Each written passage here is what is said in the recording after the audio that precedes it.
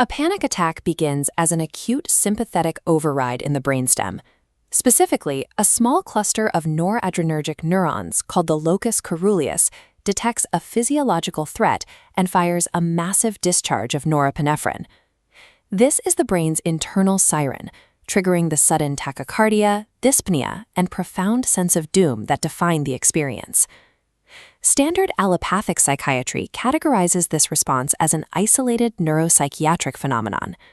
The locus coeruleus misfires due to central neurotransmitter imbalances, and management relies on pharmacologically suppressing that symptom with selective serotonin reuptake inhibitors or benzodiazepines. The functional medicine framework reevaluates the nature of the event. A panic attack is an emergent, multi-system physiological alarm. The sensation of panic is simply the emergent neurocognitive manifestation of severe underlying dysregulation. This dysregulation is uniquely prominent in adolescent females. Epidemiological data tracks a steep, sudden onset of panic disorder, aligning precisely with the onset of puberty, a period where critical neurodevelopmental milestones intersect with paradoxical hormonal shifts and heightened metabolic stress. Resolving these episodes requires moving past symptom management. Practitioners map the precise biochemical bottlenecks distributed across the patient's gut mucosa, their genetic polymorphisms, and mitochondrial bioenergetics. These systemic failures actively strip the nervous system of its inhibitory brakes. Treating the brain in a vacuum manages the siren. It ignores the physiological fire causing the locus coeruleus to sound the alarm in the first place. The health of the central nervous system intimately reflects the inflammatory burden of the gastrointestinal tract. This bidirectional communication network is the microbiota gut-brain axis, and it is where panic susceptibility often originates. The structural integrity of the intestinal epithelial layer relies on tight junctions. The permeability of these junctions is regulated by a protein called zonulin, which maintains a strict barrier between the gut lumen and the systemic circulation. Severe psychological or physical stress rapidly compromises this barrier. When zonulin levels elevate, the tight junctions decouple, creating intestinal hyperpermeability. This breach permits undigested antigens and microbial metabolites to escape the gut. Specifically, highly inflammatory gram-negative lipopolysaccharides, or LPS, translocate into the systemic circulation, where they immediately bind to lipopolysaccharide binding proteins. Intestinal permeability acts in tandem with the blood-brain barrier. The same stress that degrades the gut also degrades the structural protection of the brain. The circulating LPS molecules cross the compromised blood-brain barrier and directly activate dormant microglial cells. Once active, these resident immune macrophages secrete neurotoxic cytokines, specifically interleukin-6, directly onto corticotropin-releasing factor neurons. This initiates a self-sustaining inflammatory stress loop, elevating cortisol and disrupting normal neurotransmission. This state of systemic endotoxemia establishes a foundational neuroinflammatory primer. The neurological threshold required to trigger a panic response to daily stressors drops entirely. A patient's genomic profile dictates their structural capacity to process stress and clear excitatory neurotransmitters. Genomic testing identifies where the metabolic assembly line breaks down. The COMT gene encodes the enzyme responsible for degrading and clearing catecholamines in the prefrontal cortex, including dopamine, epinephrine, and norepinephrine. Individuals carrying the Val158 MET polymorphism possess a slow COMT variant. They have a diminished capacity to clear these excitatory neurotransmitters.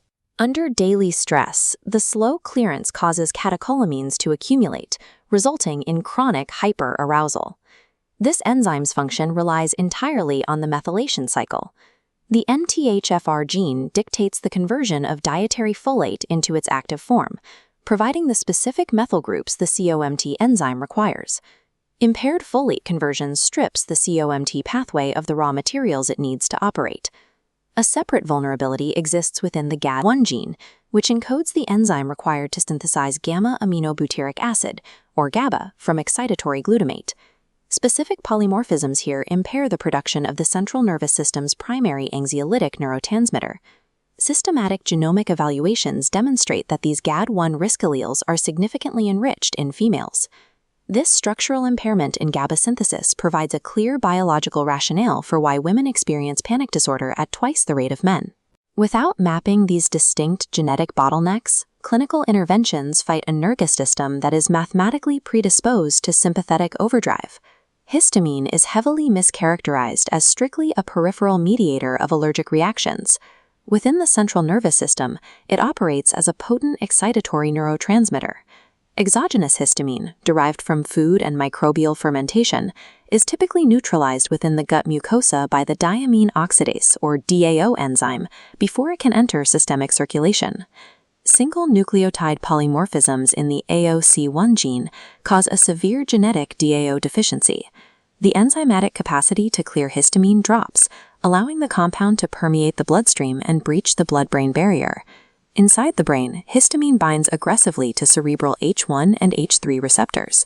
The physiological result is a histamine storm, severe vasodilation, irregular heart rate, and intense, unprovoked panic attacks. This pathology, histamine intolerance, is a clearance failure. It requires different clinical management than mast cell activation syndrome, or MCAS, where the mast cells themselves become dysregulated and chronically release a full spectrum of inflammatory mediators in response to non-dietary triggers, like heat, mold, or stress. Attempting to treat a patient for psychological trauma when their autonomic arousal is driven by an unrecognized histamine storm ensures clinical failure. The prevalence and intensity of treatment-resistant panic attacks spike sharply during female puberty. This onset aligns with a highly specific, receptor-level biological shift. The mechanism centers on allopregnanolone, a neurosteroid synthesized as a metabolite of the hormone progesterone. In the adult brain, it acts as a powerful anxiolytic and sedative. By binding to the standard GABA-A receptor, allopregnanolone enhances inward chloride currents. It hyperpolarizes the neuron, suppressing excitability and maintaining emotional baseline. The onset of puberty alters this architecture. The fluctuation of sex steroids triggers the expression of a recombined alpha-4 beta-delta variant of the GABA-A receptor in the hippocampus. These peripubertal receptors react to allopregnanolone in reverse. They decrease the outward currents, radically increasing neuronal excitability. This creates a severe biological paradox. During the pubertal transition, the release of the exact neurosteroid that normally buffers the adult brain against stress actively provokes heightened emotional reactivity and panic in the adolescent brain. This vulnerability is compounded by estrogen dominance during early and ovulatory cycles. High estrogen stimulates mast cell degranulation and directly competes for the COMT enzyme pathway, structurally saturating the patient's already slow clearance of catecholamines. Because of this temporary receptor inversion, standard therapies that attempt to stabilize a teenage girl by boosting her progesterone levels can inadvertently weaponize her own hormones against her, exacerbating the exact panic they intend to treat. The brain consumes roughly 20% of the body's total metabolic energy. Its neurons are acutely sensitive to any disruption in glucose availability or mitochondrial ATP production. This dual line graft displays reactive hypoglycemia. Following the consumption of a high-carbohydrate meal, blood glucose plummets. To prevent cerebral energy failure, the hypothalamus signals a compensatory neuroendocrine response, releasing massive quantities of epinephrine and cortisol to stimulate hepatic gluconeogenesis. This sudden, aggressive adrenaline surge required to restore blood sugar manifests with physical symptoms completely indistinguishable from a spontaneous panic attack. The metabolic threat deepens at the cellular level. When mitochondrial oxidative phosphorylation is impaired due to nutrient deficits or toxic burden, cells are forced to rely on inefficient anaerobic glycolysis. This shift leads to an overproduction and accumulation of lactic acid. Intravenous sodium lactate infusion is widely documented as one of the most reliable panicogenic agents in clinical psychiatry. The locus ceruleus is acutely chemosensitive to hydrogen ion concentrations. It detects the accumulating lactate as a state of impending tissue suffocation, triggering a massive false suffocation alarm that forces sympathetic discharge. When mitochondrial energy production fails, the prefrontal cortex loses its executive capacity. Metabolic crises strip away the brain's inhibitory brakes, making the ensuing panic attack an inevitable biological reflex. Once the physiological scaffolding of a panic attack is mapped, functional medicine therapy shifts away from pharmaceutical symptom suppression. The objective becomes targeted genomic and metabolic bypasses. Intracellular magnesium acts as a biological brake by physically sitting within the ion channel pore of the NMDA receptor. This voltage-dependent block prevents excessive calcium influx, stopping glutamatergic excitotoxicity before it initiates the panic cascade.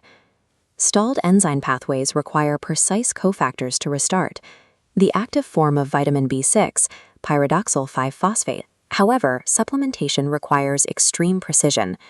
Patients with a slow COMT mutation aggressively react to standard methylated B vitamins. They require non-methylated variants like folinic acid and hydroxylcobalamin to support detoxification without overstimulating an already saturated nervous system. Stabilizing the glycemic curve with a low carbohydrate or ketogenic nutritional approach eliminates reactive hypoglycemia.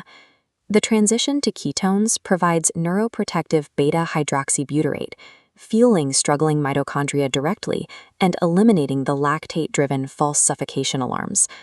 Autonomic retraining completes the protocol. Heart rate variability biofeedback acts as a mechanical intervention.